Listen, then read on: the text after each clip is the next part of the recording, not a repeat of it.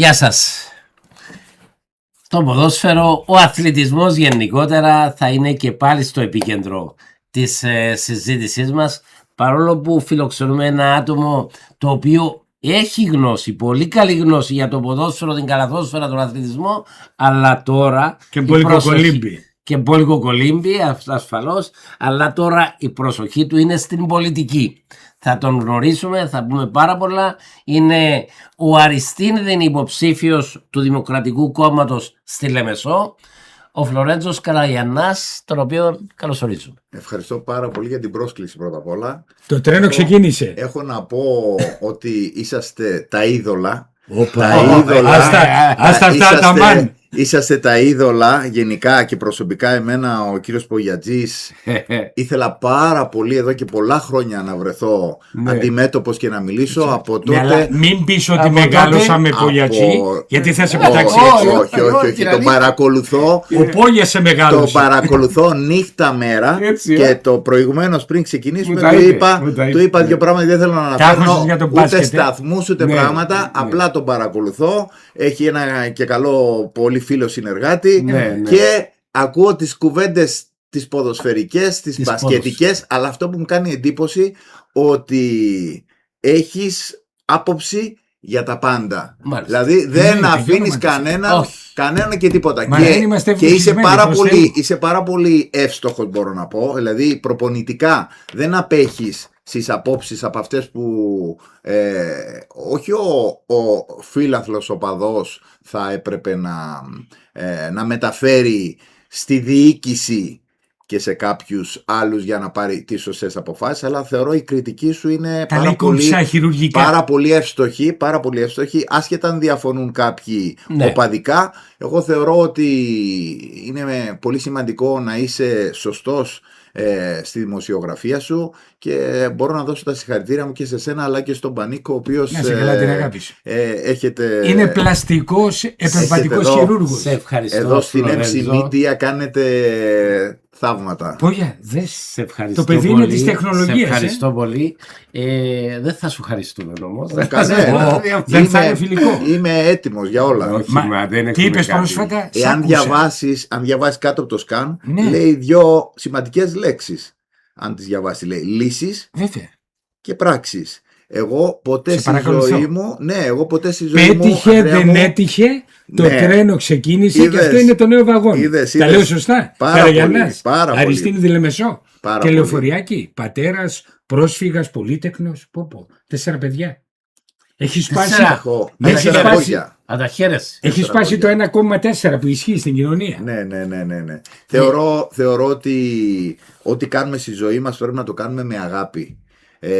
Και τα παιδιά μας, πρώτα απ' όλα που είναι τα διαμάντια μας, η οικογένειά μας, και από εκεί και πέρα ο αθλητισμός, που αυτό θέλουμε να υπηρετήσουμε όλοι μας και δεν πρέπει ο κρίκος του αθλητισμού να ξεφύγει με τίποτα, είτε από την πολιτική που συζητάμε τώρα αυτή τη στιγμή, είτε από τον κοινωνικό ιστό που είναι και η οικογένειά μας μέσα. Μα είσαι επιτυχημένος επιχειρηματίας. Θα ξεκινήσουμε με τον αθλητισμό και να πάμε μετά στην κατάσταση των ημερών. Έχει πλούσια κοινωνική και αθλητική δράση, μα είναι και προπονητής του μπάσκετ. Το κατέχει τον μπαλάκι. Ναι, παρόλο το ξέρω. Θα τα βάλουμε όμως σε μια σειρά. Είσαι Καλαμαράς. Να τα βάλουμε σε μια σειρά. Πολύ σημαντικό. Όλοι με λένε που Καλαμαρά, και στην Κύπρο που Κυπραίο. Στην Ελλάδα, παραπέμπει και το όνομα και η ομιλία. Αλλά να σας πω κάτι. Γεννήθηκα στην Αμόχωστο και στον Άγιο Σέργιο Αμοχώστου και έφυγα το 1974 μετά τον πόλεμο. Αφήσαμε τα σπίτια μας, αφήσαμε τις περιουσίες μας και ταξιδέψαμε στο άγνωστο.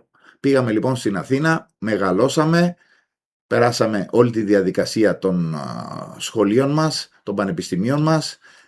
Ξεκινήσαμε τις εργασιακές μας σχέσεις. Ένα πολύ σημαντικό κομμάτι της ζωής μου ως καθηγητής φυσικής αγωγής που τελείωσα, η ειδικότητά μου ήταν η καλαθόσφαιρα. Προσπαθήσαμε από το 0 να χτίσουμε με τα νέα τα παιδιά μέσα από σχολεία τότε στις καλές εποχές του μπάσκετ. Είχα την τύχη τότε να είμαι κοντά σε μεγάλους προπονητές επί Ιωαννίδη,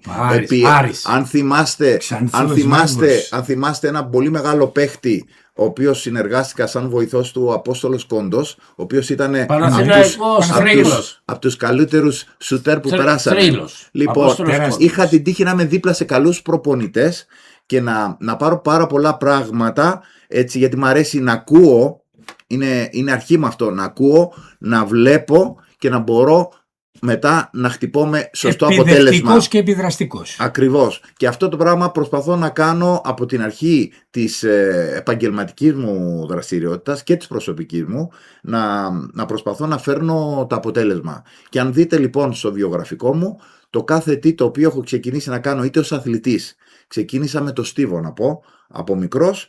Στη συνέχεια με είδανε 15 χρονών εκεί στον Εθνικό Γυμναστικό Σύλλογο, αν ξέρεις, απέναντι από το Παναθηναϊκό, το Καλιμάρμαρο, που ήταν όλοι παγκόσμιοι πρωταθλητές, Ολυμπιονίκες, οι Παλαιστές, ο Μιγιάκης, ο Γαλαχτόπουλος, μεγάλα ονόματα με τους οποίους διατηρώ ακόμα επαφές και σχέσεις.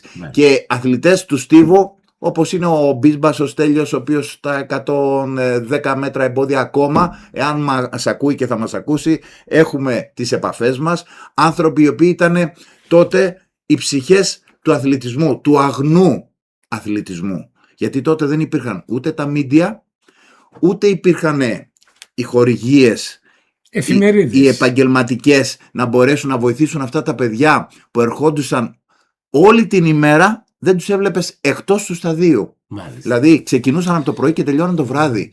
Ναι. Και αυτός ο υδρότας που ρίχναμε μέσα εκεί και οι αρχές που μάθαμε. Είχε ένα αθλητάρα τότε η Ελλάδα που πέθανε σε νεαρή ηλικία. Ο Καλογιάννης ήτανε. Ναι. Αυτός ήταν. Ναι. Ένα λεβεντόπεδο. 400 πόδια. Τεράστιοι αθλητές γενικά περάσανε από τον ελληνικό αθλητισμό, όπως και στον κυπριακό αθλητισμό. Μεγάλα ταλέντα. Δηλαδή, ποιους να αναφέρω, έχω φίλους μου και εδώ στην Κύπρο, τεράστιους αθλητές, οι οποίοι τις τότε εποχές κάνανε χρόνους στο στίβο, οι οποίοι ακόμα και τώρα, αυτή τη στιγμή που μιλάμε, μετά 20-25 χρόνια, δεν μπορούν να τους πιάσουν. Και ήταν και πιο αγνοί αθλητές. Δεν είχαν ούτε την φαρμακευτική υποστήριξη που τώρα βλέπεις όλοι θα πάρουν τα προϊόντα τους για να μπορέσουν να λειτουργήσουν, ούτε την γυμναστική τους βοήθεια στα γυμναστήρια, την εξέλιξη στους καραπευτές, στους γιατρούς και πάνω απ' όλα το οικονομικό, γιατί οι περισσότεροι είτε εργάζονταν, είτε στηρίζονταν στη βοήθεια του πατέρα τους, είτε κάποιο άλλο να τους δώσει τα δεδουλευμένα για να μπορέσουν να πάνε στο γήπεδο. Η πολιτική προέκυψε πώς? Η πολιτική προέκυψε... Θα σας αφήσουν να βάλετε ένα γκολάκι στη διαπλοκή, στη διαφθορά. Πανίκο, η πολιτική πάντα είναι μέσα μας. Όπως είπα και του Αντρέα πριν, το να έχουμε γνώμη και να μπορέσουμε να μιλάμε με τον κόσμο καθημερινά, γιατί είμαστε σε συνεχή επικοινωνία με τον κόσμο, και να ακούμε αυτό που είπα πριν, να βλέπουμε καταστάσεις. Και μην ξεχνάμε το πιο σημαντικό πράγμα στην Κύπρο, το οποίο το έχουμε ξεχάσει τελευταία. Ότι η χώρα μας, η Κύπρος μας είναι μοιρασμένη. Είναι μοιρασμένη στα δύο. Και αντί να ασχοληθούμε με το πιο σημαντικό κεφάλαιο της ζωής μας, εμείς και τα παιδιά μας, που είναι η απελευθέρωση της χώρας μας, για να μπορούμε να κινούμαστε την επόμενη μέρα με αυτό το χαμόγελο που πρέπει, ασχολούμαστε με οτιδήποτε άλλο. Και χαίρομαι ειλικρινά τώρα, ειδικά τις τελευταίες μέρες, μετά από αυτά που γίνανε με τον πόλεμο που έχουμε, πάρα πολύ, γιατί ο κόσμος ξέρει και κρίνει και βλέπει. Έχει κουραστεί, παιδιά, με τους πολιτικούς. Εγώ σας τα λέω. Πού πας να μπλέξεις? Σας τα λέω γιατί δεν ήθελα να μπλέξω στα πίτουρα με τους πολιτικούς, γι' αυτό και δηλώνω ότι δεν είμαι πολιτικός. Ο λόγος που μπήκα λοιπόν στο τρένο της πολιτικής. Αριστείλ δεν κιόλας, έτσι. Ναι. Είναι ακριβώς γιατί ήταν μια τιμή από τον πρόεδρο του κόμματος, τον κύριο Παπαδόπουλο. Ήταν μια τιμή για μένα να με καλέσει στο γραφείο και να μου προτείνει αυτή την θέση για να κυνηγήσουμε μια έδρα στη Λεμεσό. Θεωρώ λοιπόν ότι στη Λεμεσό που είχε θρύλους στο δίκο. Ξέρεις με θυμήθηκα? Χρυσοστόμου. Που μεγάλη μορφή. Έντιμος κύριος. Ήμουνα προχτές, εάν είδες το γραφείο του, Άριστος Χρυσοστόμου. Εγώ πρώτη φορά έτυχε να το γνωρίσω, νομίζω αν δεν κάνω λάθος 5 συνεχείς θητείες στην Βουλή. Είναι 93 ετών. 93 ετών. Και αν τον δείτε στο γραφείο του, ο άνθρωπος. Εγώ θέλω να σε πιάσω από μια άλλη σκοπιά. Ναι. Εντάξει, ο κύριος Χρυσοστόμου ικανός. Ναι. Σε βλέπω έτσι, έχεις ένα στυλάκι, Φλωρέντζο. Είναι ένα στυλ ωραίο, δηλαδή. Κάτι ξεχωριστό, δηλαδή. Ναι. Μου αρέσει αυτό. Δηλαδή. Θετική ενέργεια. Ναι. Πρέπει να τα βλέπουμε όλα στη ζωή μας από ένα παράθυρο θετικότητας. Δηλαδή όσο χάλια και να είναι τα πράγματα, γιατί δεν πρέπει να κρυβόμαστε. Και στο ποδόσφαιρο που θα μιλήσουμε σε λίγο. Μιλήσουμε αμέσως σε λίγο. Και στα υπόλοιπα τα αθλήματα που παρακολουθούμε, όσο και να θέλουμε να τα δούμε θετικά, υπάρχουν προβλήματα. Ναι. Υπάρχουν αδυναμίες. Όμως εγώ πάντα στη ζωή μου, Ανδρέα και Πανίκο, έμαθα να βλέπω τη θετική πλευρά του νομίσματος και να δω πώς μπορώ να διορθώσω αυτές τις αδυναμίες για να μπορέσουμε να είμαστε εκεί που πρέπει να είμαστε. Και είναι ο λόγος που αποφάσισα να μπω στην πολιτική. Θα πούμε μετά. Τα θετικά του ποδοσφαίρου είναι πολύ περισσότερα. Τα θετικά του ποδοσφαίρου αυτή τη στιγμή στην Κύπρο, όχι στο παγκόσμιο πρωτάθλημα, για την Κύπρο. Είναι λιγότερα. Είναι λιγότερα. Γιατί? Μπορούσε να ήταν πολύ περισσότερα. Έχουμε 3 ομάδες που διακρίθηκαν στην Ευρώπη. Θα σου πω. Δεν είναι ο καλύτερος υπουργός των εξωτερικών. Το αποτέλεσμα στο τέλος της ημέρας, θα σου πω με ποια άποψη το λέω, ότι θα μπορούσε να ήταν πολύ θετικότερα αν δεν υπήρχε αυτή η ασχήμια και η διαφθορά που ακούμε κάθε μέρα στο χώρο του ποδοσφαίρου. Γενικά για όλες τις κατηγορίες. Τα προβλήματα που βλέπουμε με τις υποδομές που είναι ανύπαρκτες. Θεωρείτε ότι είναι άρρωστη μπαλίτσα? Όχι, να ολοκληρώσω. Έχει πάρα πολλά προβλήματα. Έχει αυτό τον ιό που έχουν και άλλες χώρες. Αλλά εμάς, λόγω του ότι είναι μια μικρή κοινωνία, εύκολα Ανδρέα μου μπορεί να δεις την τεράστια διαφορά και επιτυχία, όπως έκανε, μην ξεχνάμε, η ανόρθωση με το Champions League που πανηγυρίζαμε όλοι τότε για τις επιτυχίες. Να πάμε στο ΑΠΟΕΛ, το οποίο κάθεται τώρα και βλέπει τα πριν και σου λέει τώρα τι κάνουμε, γιατί φτάσαμε σε αυτό το σημείο και έχουμε προβλήματα οικονομικά. Δεν ζει κανένας από το παρελθόν. Είναι αυτό που λέω, ότι από την ώρα που μπήκε το business μέσα στη μπάλα και γενικά στον αθλητισμό, όπως και στο μπάσκετ και στα υπόλοιπα τα αθλήματα, χάθηκε λίγο αυτή η ουσία, η πραγματική του πρωταθλητισμού. Γιατί θεωρώ με όλα αυτά τα οποία συμβαίνουν, τα ταλέντα μας, ειδικά οι Κύπροι παίχτες, οι οποίοι είναι πολύ δυνατοί παίχτες, εγώ τους παρακολουθώ γιατί είμαι σε αθλητικά σχολεία. Έχω και τα παιδιά μου που είναι σε αθλητικά σχολεία, αλλά οι παίχτες που παρακολουθώ από τουρνουά που γίνονται, από αυτά τα οποία βγαίνουν έξω κάτω των 18, βλέπω ότι οι δυνατότητες μας είναι παγκοσμίου επίπεδου. Καλά, γιατί χάνονται?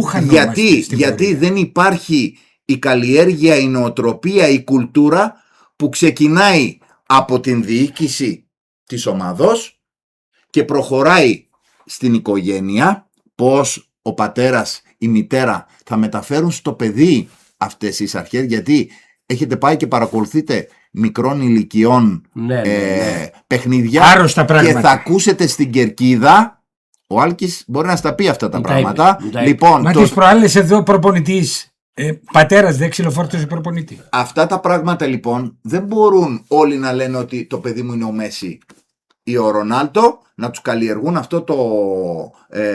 αυτή την ιδέα και να μπαίνουν στο γήπεδο και ξαφνικά αυτό που λες και εσύ, μετά τα 18 να χάνονται, γιατί δεν έχουν τη δυνατότητα να πάρουν ένα λεπτό συμμετοχής στην ομάδα την οποία υπηρετήσαν τα προηγούμενα χρόνια και τους στέλνουν οπουδήποτε αλλού και χάνονται. Τελικά το business διαβρώνει τον αθλητισμό. Το business διαβρώνει τον αθλητισμό κατά πολύ. Απλά θεωρώ άλλο ο χορηγός ο οποίος θα στηρίξει χωρίς να μπει μέσα στην διαφθορά του αγωνίσματος, οποιοδήποτε αγωνίσματος είναι, και άλλο το να μπω μέσα και να επεμβαίνω. Γιατί οι περισσότεροι που ασχολούνται με το business, επειδή σου λέει εγώ δίνω τα λεφτά μου, εγώ θέλω να ξέρω ποιο προπονητή θα φέρω, ποιο παίκτη θα κάνει μεταγραφή, αν δεν έπαιξε καλά, αν άκουσα από τον άλλο τον σύμβουλό μου ότι ο Πανίκος δεν μου κάνει, να φύγει. Δεν πάει έτσι. Η διοίκηση πρέπει να είναι διοίκηση, πρέπει να είναι κοντά στα παιδιά, κοντά στους γονείς, κοντά στους προπονητές. Η Ομόνοια γιατί αξιοποιεί αυτά τα ταλέντα σε σχέση με τις άλλες ομάδες? Είναι ακριβώς αυτός ο λόγος, γιατί θεωρώ έχει τα δικά της έχει καλύτερη μαγιά. Η μαγιά που ζυμώνει και βγαίνει αυτό που βλέπετε το φυτόριο, το βλέπετε ότι στην πορεία με υπομονή και επιμονή γίνονται θαύματα. Δεν είναι τυχαία κάποια πράγματα και βλέπεις κάποιες ομάδες οι οποίες μπορεί να μην πάρουν πρωτάθλημα. Γιατί αυτό που λέω πολλές φορές και στα ατομικά αθλήματα. Πρωταθλητής, παιδιά, ένας είναι. Δεν μπορεί να είναι όλοι πρωταθλητές. Ποιος από τους μικρούς της Ομόνοιας σε τρελαίνει? Με τρέλαινε ο Λοΐζου. Ναι. Τώρα, ο Λοΐζου, ο οποίος τον θεωρούσα έναν παίκτη ταλέντο για τα κυπριακά δεδομένα και είναι ταλέντο, αλλά δεν ξέρω αν αξιοποιήθηκε όσο έπρεπε σε αυτά που λέμε μέσα στο διοικητικό κομμάτι. Τώρα από αυτούς που είναι στην εντεκάδα, ο Παναγιώτης Ανδρέου, το Ταλιπανάκι. Ο Ανδρέου έχω δει πάρα πολλά στοιχεία πάνω του και ο Παναγιώτου τεράστιος παίκτης. Νικόλας Παναγιώτου. Ναι, γιατί έχει πολλούς Παναγιώτου. Θέλω να ακούσω κάποια στοιχεία. Ναι. Αλλά είναι έξυπνοι παίκτες. Τους βλέπεις κινητικούς, τους βλέπεις σε φυσική κατάσταση, τους βλέπεις παλεύουν, τεχνικούς παίκτες, οι οποίοι για τα κυπριακά δεδομένα θεωρώ ότι είναι σε πάρα πολύ ψηλό επίπεδο. Δηλαδή θα μπορούσαν αυτοί οι παίκτες κάλλιστα να παίζουν σε μεγάλες ευρωπαϊκές ομάδες αυτή τη στιγμή, αν και θεωρώ τώρα η Ομόνοια, όπως και η Big Six, να τους πούμε τώρα πια Big Eight, να το πούμε Πανίκο, γιατί θεωρώ και οι ομάδες που θα βγουν εκτός εξάδας είναι πολύ δυνατές ομάδες. Δηλαδή βλέπουμε την Ανόρθωση, η οποία προσπαθεί να βρει τα πατήματά της και είναι εκτός εξάδας. Βλέπουμε την ΑΕΛ, η οποία έχει το λαό, έχει τον κόσμο και αυτή και προσπαθεί εδώ στη Λεμεσό με χορηγούς τώρα αυτή τη στιγμή και δυνατές στήριξης να μπει και αυτή μέσα.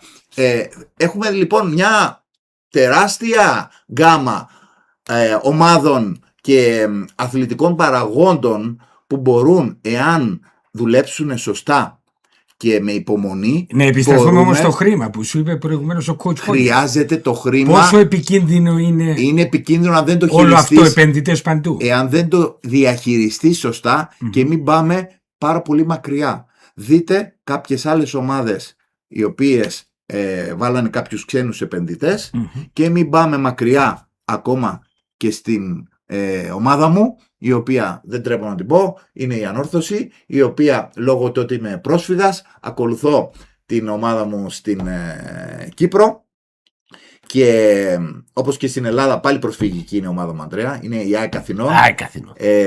Λοιπόν, θεωρώ ότι υποστηρίζω πρώτα απ' όλα τις ομάδες αυτές οι οποίες είναι προσφυγικές, αλλά είναι οι ομάδες αγάπες. Θεωρώ λοιπόν τα λάθη, τα διοικητικά και τα επιχειρηματικά είναι αυτά που φέρανε αυτές τις ομάδες να παλεύουν για να μείνουν στην κατηγορία. Τελικά ο Ιταλός το μάζεψε.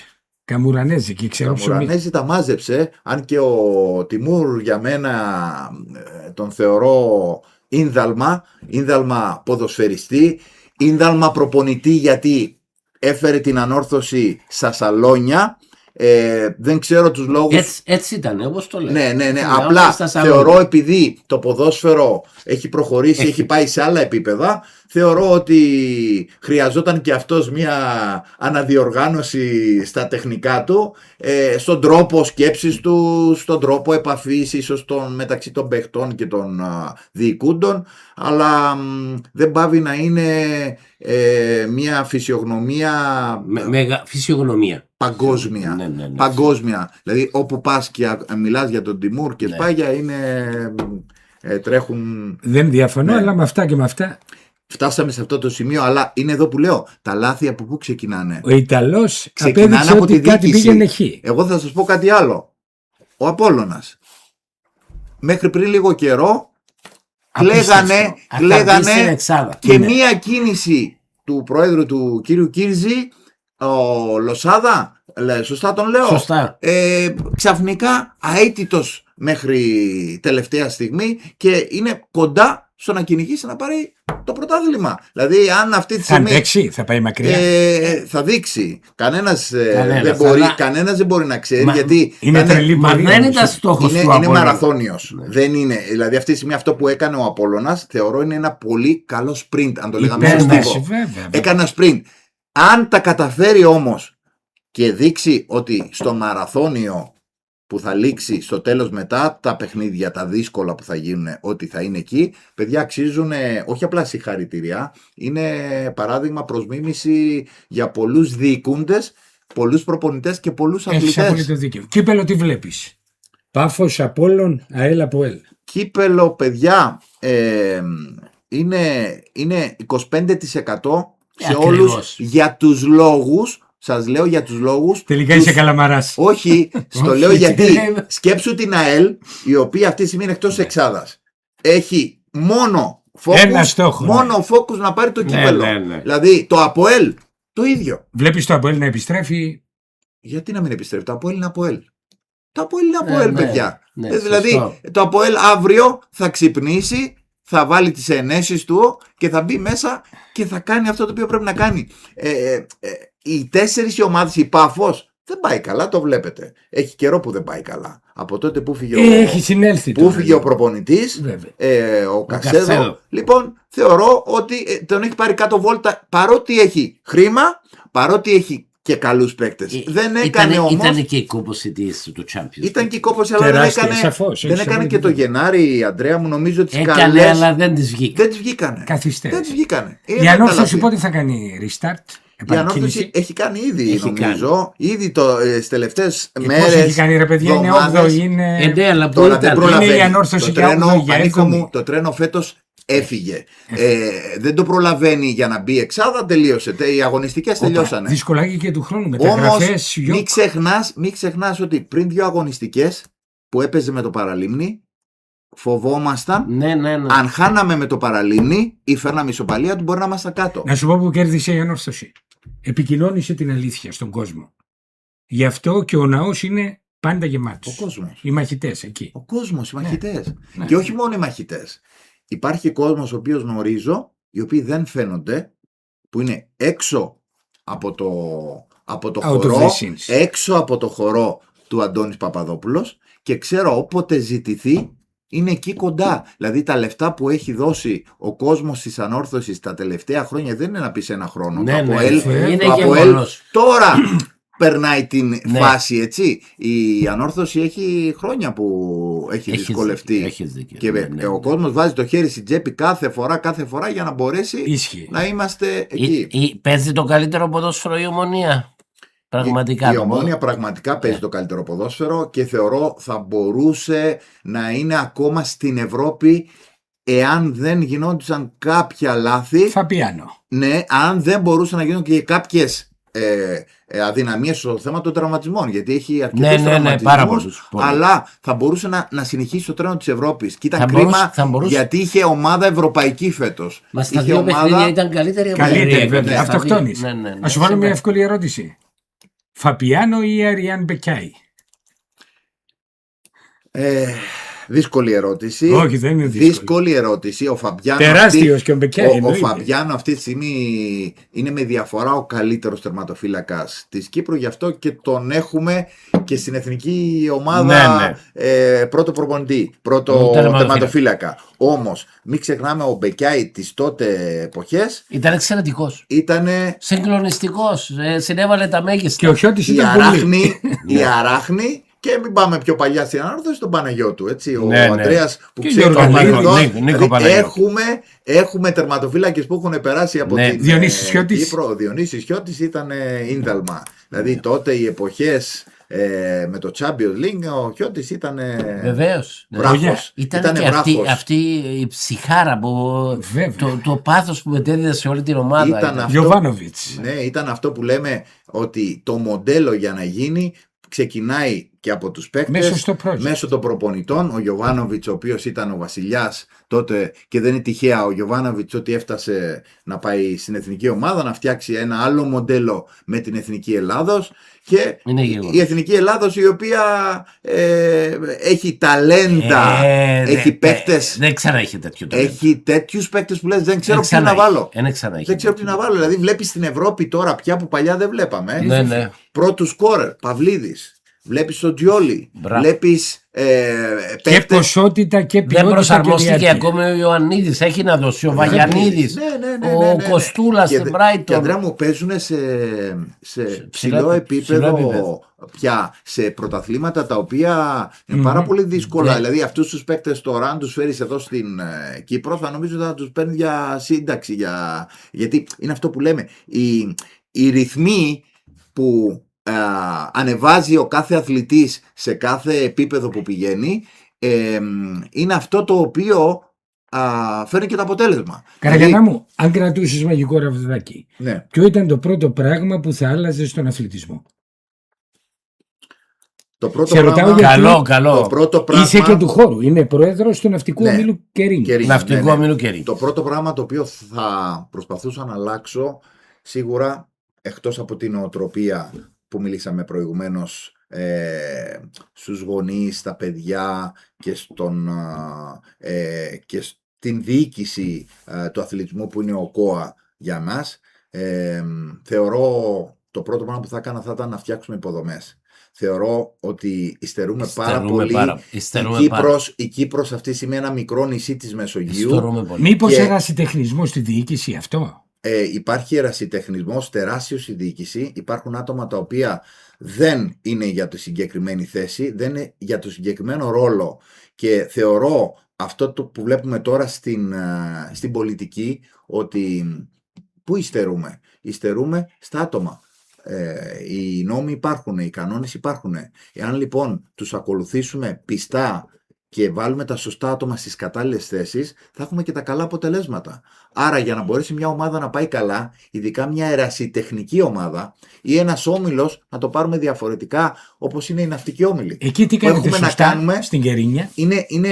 Έχει να κάνει με όλα τα ναυταθλήματα. Ο κόσμος ο περισσότερος δεν γνωρίζει το τι δουλειά γίνεται εκεί. Ότι το πρώτο πράγμα που μαθαίνει στα παιδιά, εκτός από το να κολυμπάνε ή να ξέρουν να επιβιώνουν στο κανόε καγιάκ, στη σανίδα ή στα υπόλοιπα ναυταθλήματα, τα οποία κοπηλασίες ή οτιδήποτε άλλο έχουν να κάνουν με ναυταθλήματα, θεωρώ ότι το πιο σημαντικό απ' όλα είναι ο χαρακτήρας. Τα παιδιά αυτά μαθαίνουν αρχές, μαθαίνουν να σκληραγωγούνται, μαθαίνουν να έχουν πίστη, επιμονή, υπομονή. Αυτό το πράγμα προσπαθούμε μέσω των προπονητών μας. Έχουμε μια πολύ καλή μαγιά προπονητών σε όλα μας τα ναυταθλήματα. Έχουμε μια πολύ δυνατή διοίκηση, η οποία έχουμε πιέσεις όμως από παιδιά, γονείς, πάντα υπάρχουν πολιτικούς. Πάντα πολιτική στο κομμάτι του ερασιτεχνισμού δεν υπάρχει, δεν μπορεί να περάσει μέσα. Γιατί, να σου το πω αλλιώς, εκτός να πάμε στις γραμμές κολύμβησης. Είμαστε θελοντές. Ναι. Είμαστε θελοντές. Δεν πληρωνόμαστε. Αντίθετα, πληρώνουμε αρκετές ώρες, εργατόρες, στο να μπορέσουμε να είμαστε κοντά στα παιδιά μας, να είμαστε κοντά στους προπονητές, για να μπορέσουμε να τους βγάλουμε εκεί που πρέπει να είναι. Το πρόβλημα όμως, ξέρετε ποιο είναι? 18 χρονών τα περισσότερα παιδιά, ειδικά τα αγόρια στην Κύπρο, λόγω της στρατιωτικής θητείας, τους βλέπεις ότι τελειώνουν και πάνε στα πανεπιστήμια και ένα 90% χάνεται, σταματάει, εγκαταλείπουν.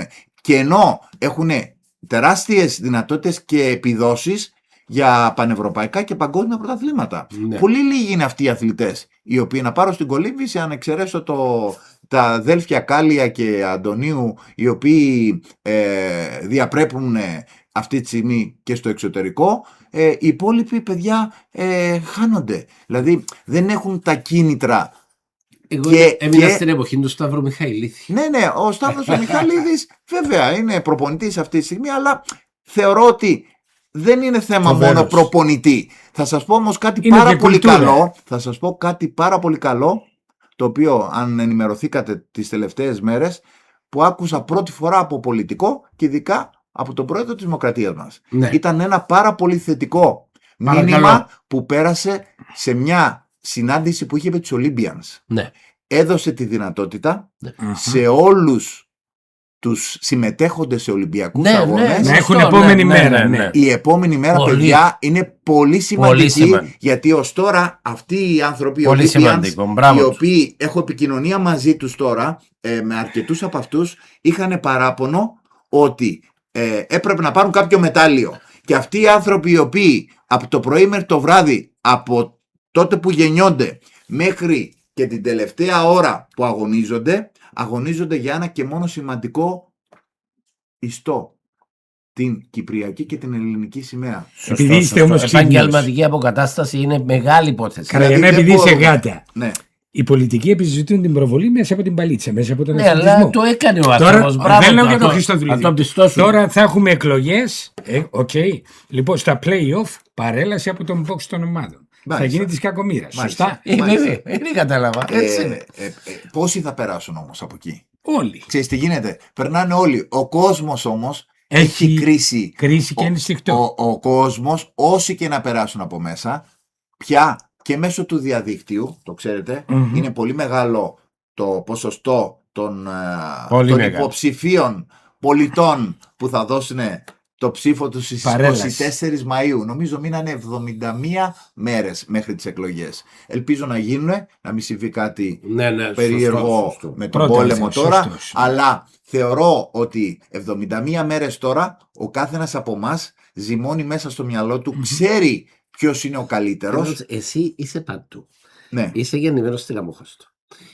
Υποψήφιος Αριστίδης στη Λεμεσό.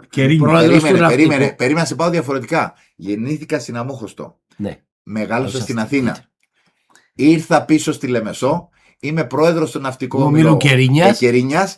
Δηλαδή, παγκύπρια τρέχω με τις επιχειρήσεις. Άφησες στη Λευκοσία. Τρέχω παγκύπρια με τις επιχειρήσεις. Ναι. Όχι, όταν είχα έρθει στην Κύπρο, ναι, ο επιχειρηματίας όταν με έφερε αρχικά, με έφερε στην Λευκοσία. Άρα έκανα στη Λευκοσία ως γενικός διευθυντής σε μια μεγάλη εταιρεία και από εκεί λοιπόν άρχισα να τρέχω Λευκοσία, Λεμεσό, Λάρνακα και το 2013 αποφάσισα να μπω στο βήμα το μεγάλο της επιχειρηματικότητας και με το που ξεκινώ έγινε το μπαμ με την οικονομική κρίση, ακριβώς με το καρναβάλι. Εγώ ξεκίναγα και με παίρνουν τηλέφωνο οι designer και οι εργολάβοι και μου λένε θα ξεκινήσεις? Εννοείται. Και τους λέω εννοείται και θα ξεκινήσω, γιατί ό,τι βάλω στόχο θέλω να το πετύχω. Καραγιανά μας σκότωσε, να σου πω κάτι. Εγώ το απόγευμα που θα πω πισίνα θα πανηγυρίζω που δεν πνίγηκα. Πολύ και αυτό. Γιατί? Αυτός κάνει 10 πράγματα, εμείς ένα. Δεν πάει έτσι. Αρκεί να τα κάνει σωστά. Πες μου το μεγαλύτερο ψέμα στον χώρο του αθλητισμού. Αρκείς να κάνεις σωστά.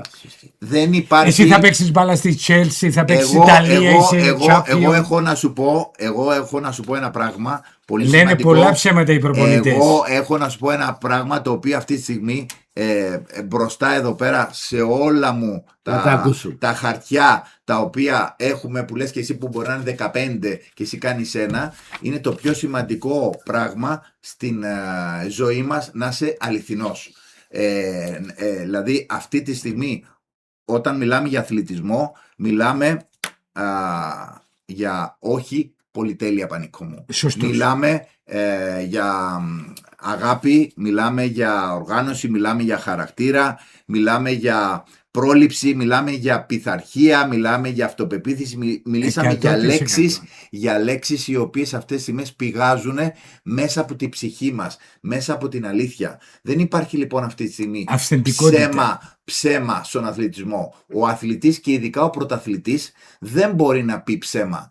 Παίζει με το χρονόμετρο. Δηλαδή ο αθλητής του Στίβου, ο αθλητής της κολύμβησης, ο αθλητής που θα το δεις να είναι μέσα στα κύματα χειμώνα καλοκαίρι, δεν έχει αυτή τη στιγμή να ξυπνήσει το πρωί και να πει δεν θα πάω, να φέρει δικαιολογίες. Δεν υπάρχουν δικαιολογίες. Το ψέμα λοιπόν, ακόμα και να βγει στην επιφάνεια, στον αφρό, θα πεθάνει νωρίς. Θα το μαζέψεις και θα το βγάλεις έξω στη στεριά. Είναι και top coach. και life coach και βέβαια προπονητής στο γυμναστήριο.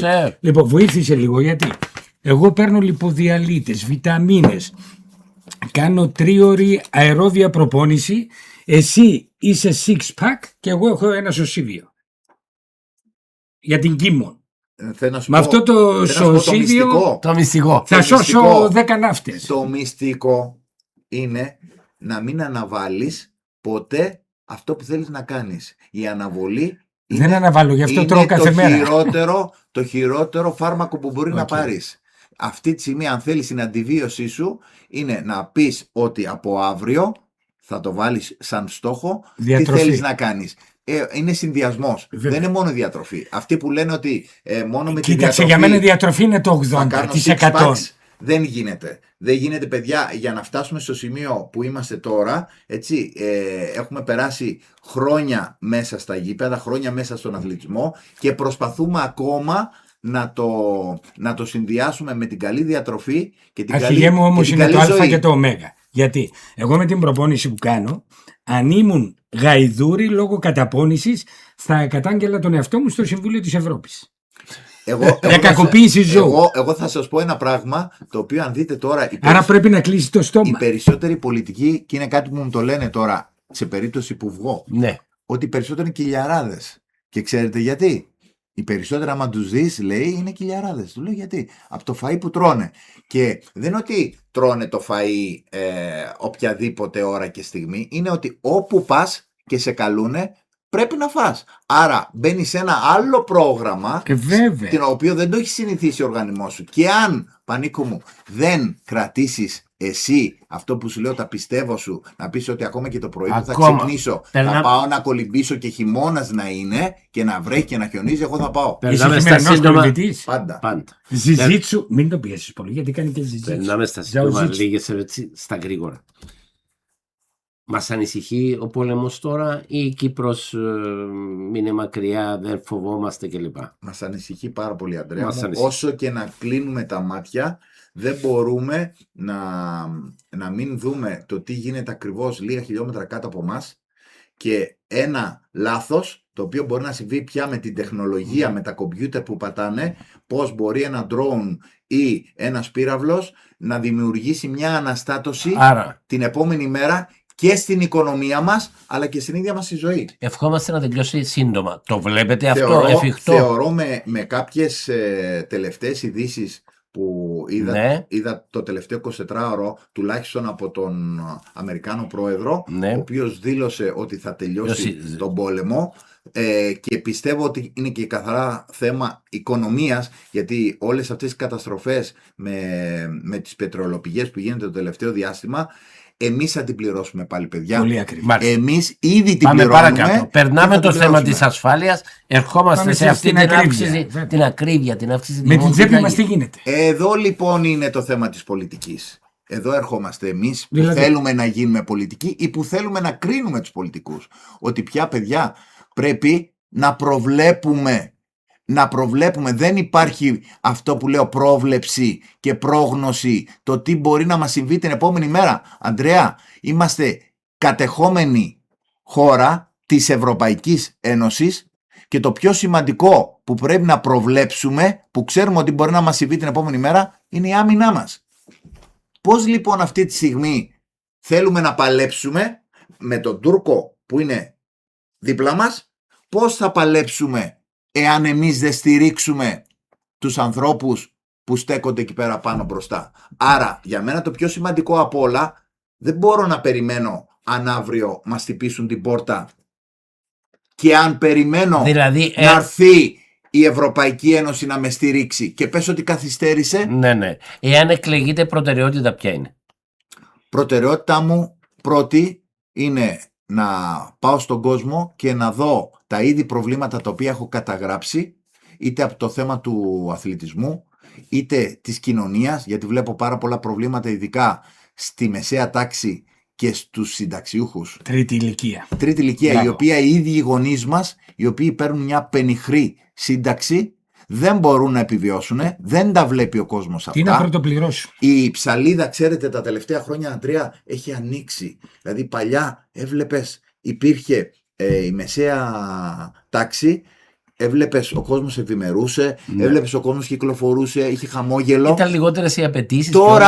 Τώρα υπάρχει μεγάλο ποσοστό στα όρια της φτώχειας. Ακούς κάθε μέρα προβλήματα. Λοιπόν, τα θέλω μου αυτή τη στιγμή, την επόμενη μέρα, είναι να δω τον κόσμο να βγει με χαμόγελο.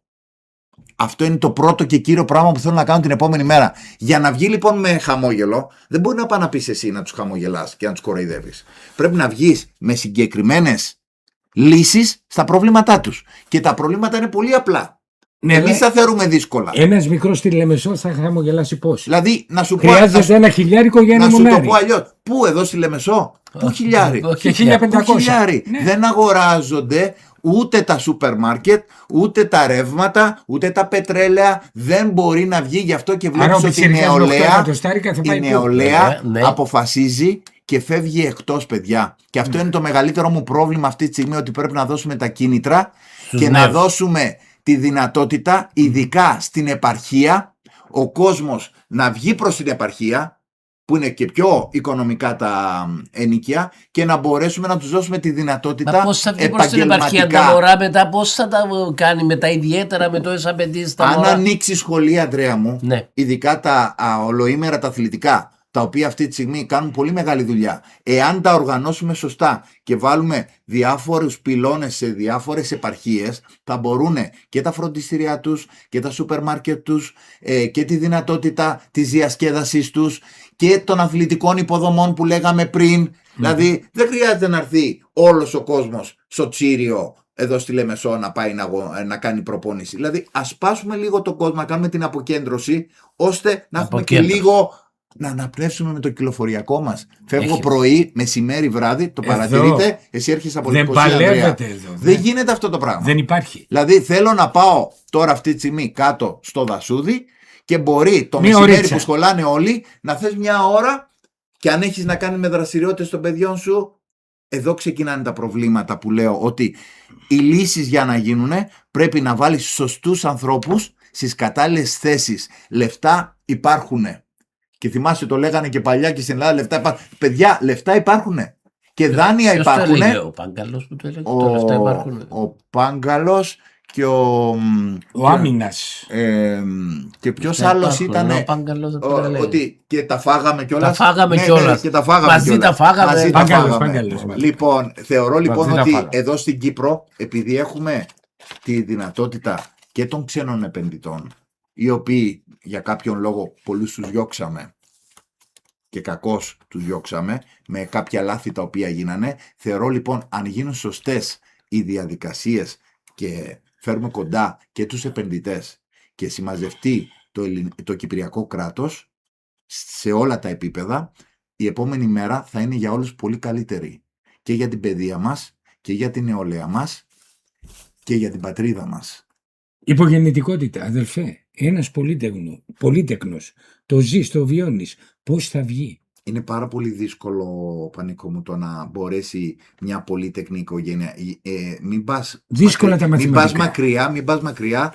Δες στατιστικά, τα περισσότερα νέα ζευγάρια δεν θέλουν να κάνουν ούτε ένα παιδί. 1.4. Ούτε ένα παιδί. Δηλαδή δυσκολεύονται, γιατί σου λέει, εδώ εγώ ο ίδιος δεν μπορώ, σου λέει ο φοιτητής, ο νέος, να επιβιώσω. Το λες και υπεύθυνη στάση, έτσι. Και αφού δεν έχω να φάω εγώ. Πώς λοιπόν μου λες εμένα να πάω να κάνω 1, 2, 3 παιδιά? Όμως εγώ έρχομαι και πάλι και λέω ότι αν η κυβέρνηση ή οποιαδήποτε κυβέρνηση δώσει τα κατάλληλα κίνητρα στους νέους, στην μεσαία τάξη στις επιχειρήσεις, στους συνταξιούχους, οι οποίοι αυτή τη στιγμή παίρνουν μια πενιχρή σύνταξη, και μπορέσουμε όλα αυτά τα οικονομικά κίνητρα που θα μπορούν να βγουν με αξιοπρέπεια έξω να κυκλοφορήσουν, θα είναι όλοι πολύ πιο ευχαριστημένοι, θα είναι όλοι πολύ πιο αγαπημένοι ο ένας με τον άλλο, χωρίς να έχουμε το μίσος και τα προβλήματα που βγάζει στο τέλος της ημέρας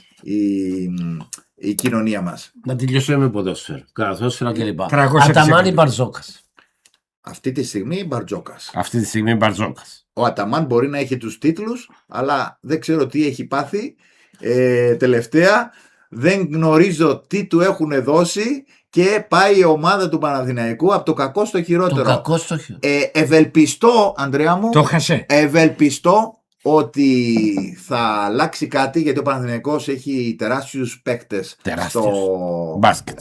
Στην ομάδα του μέσα με τεράστια ονόματα, και θεωρώ ότι θα πάει στο Final Four. Γίνεται και στο ΆΚΑ. Εύκολα δύσκολα. Το νιώθω ότι στα χιαστή που θα γίνουν, με όποια ομάδα και να παίξει, είτε με τον Αταμάν, γιατί υπάρχει και η πιθανότητα άλλη μια στραβή να γίνει, θα ξεσηκωθεί ο κόσμος. Ναι. Δεν ξέρω αν ακούγονται αυτά με το Σπανούλι και είναι αληθινά. Είναι δυνατό. Δυσκολάκι για Παναθηναϊκό. Έφυγε από τη Μονακό. Δεν νομίζω. Τώρα, αν μην ακούσεις αύριο, με τον Γιαννακόπουλο δεν τα βάζεις. Με τον Γιαννακόπουλο υπάρχει και η πιθανότητα να πιάσει το Σπανούλι, να τον φέρει μέσα και να τα ακούσει και θα γίνει το έλα να δεις. Δεν το νομίζω. Ούτε εγώ. Αθλητής του αιώνα με τον Ολυμπιακό. Ούτε εγώ, αλλά αυτή τη στιγμή. Όχι, εξαιρετικά δύσκολο.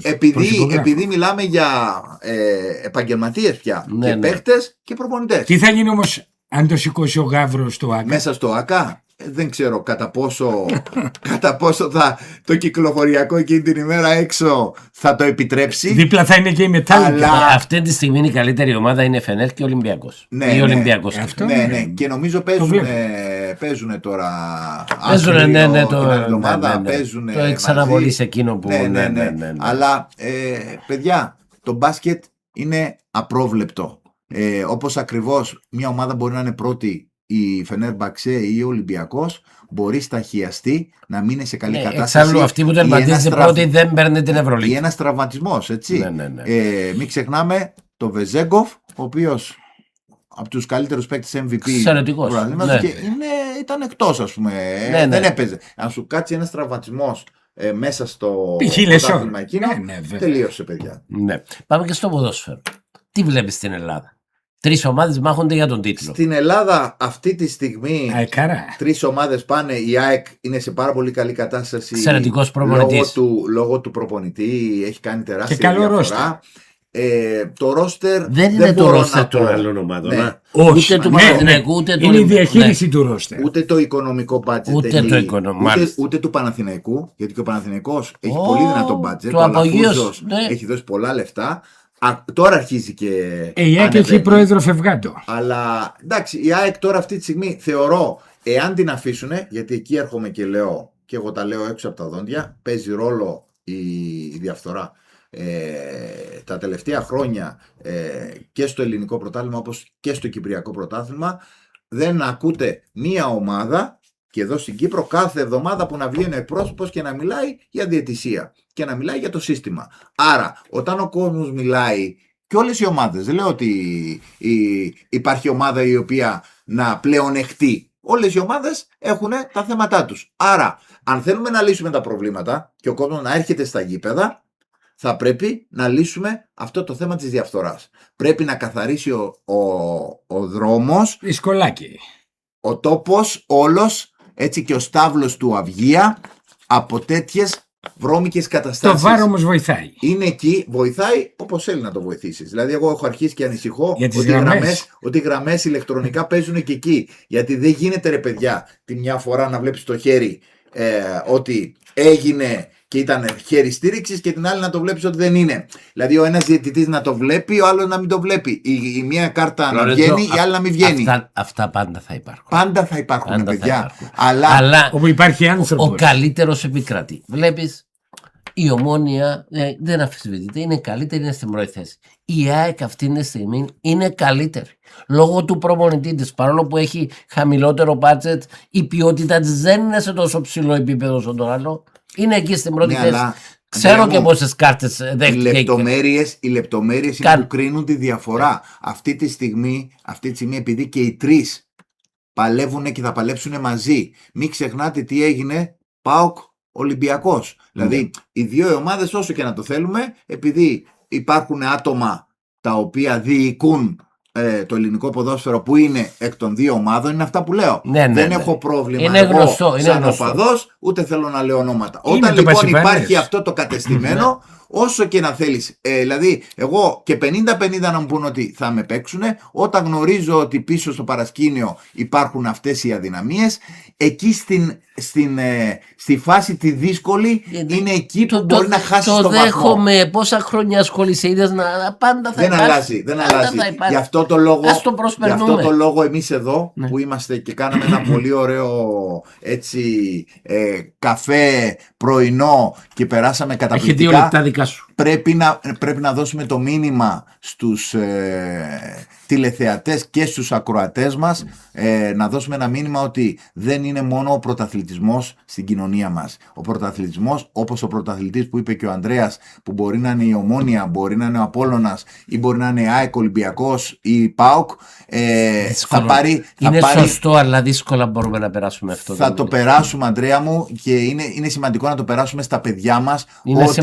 Ότι ο αθλητισμός έχει μάθει ένα πράγμα το οποίο θα σας το πω και εγώ θα κλείσω.